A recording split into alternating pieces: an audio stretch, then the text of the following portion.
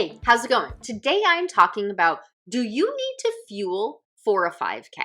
This is Running to the Castle, a podcast for injury-prone Run Disney runners on a journey to running magical miles. Join me, Dr. Allie, as I share the secrets I've gathered as a runner, doctor of physical therapy, and coach.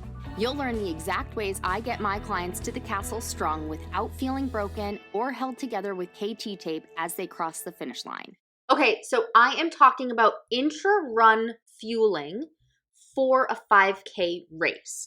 So typically, fueling rules say that you need to fuel 60 to 90 grams of carbs for every hour you're out on the course for longer than about 90 minutes. I say start earlier, so for any run that you're out longer than 60 minutes. So 60 to 90 grams of carbs for every 60 minutes you're racing or running for longer than 60 minutes. Now, a 5K, many runners can finish that in 30 or 45 minutes. So they're not out there for that 60-minute beginner time crunch. Maybe you are out there for 60 minutes, but you may still hear that, well, I don't need to fuel for a 5K.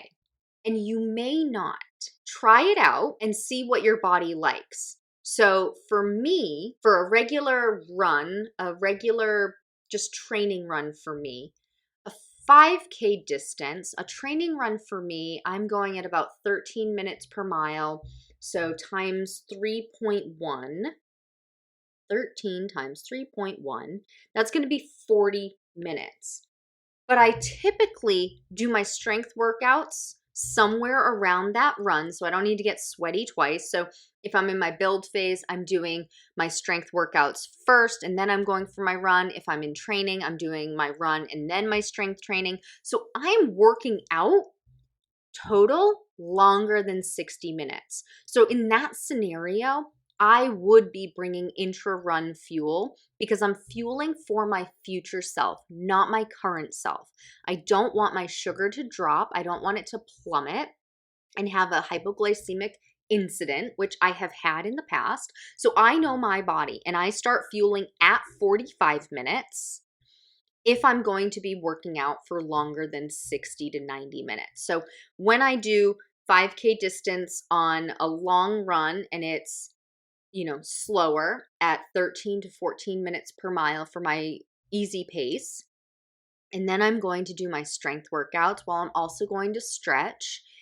And I do eat and have protein and something else to eat while I'm stretching.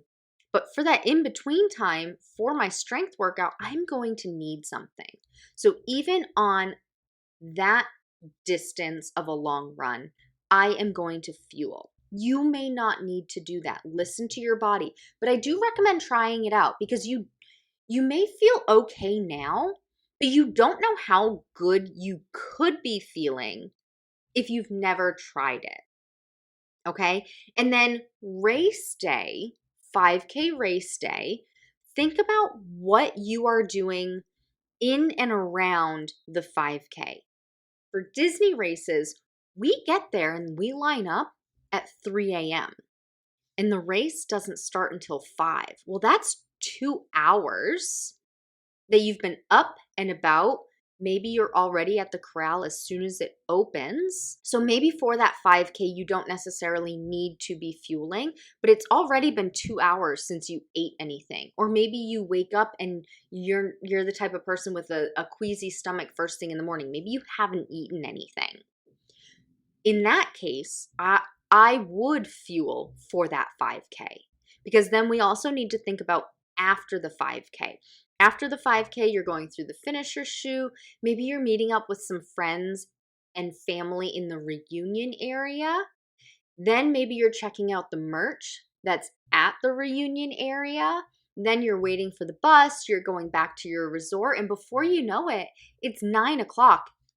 So if you aren't fueling during that 5K, it could have been 6 hours gone by that you haven't eaten much. So in those cases, it's not that you're fueling for the 5K, you're fueling for around the 5K. You're fueling for your future self, not your current self.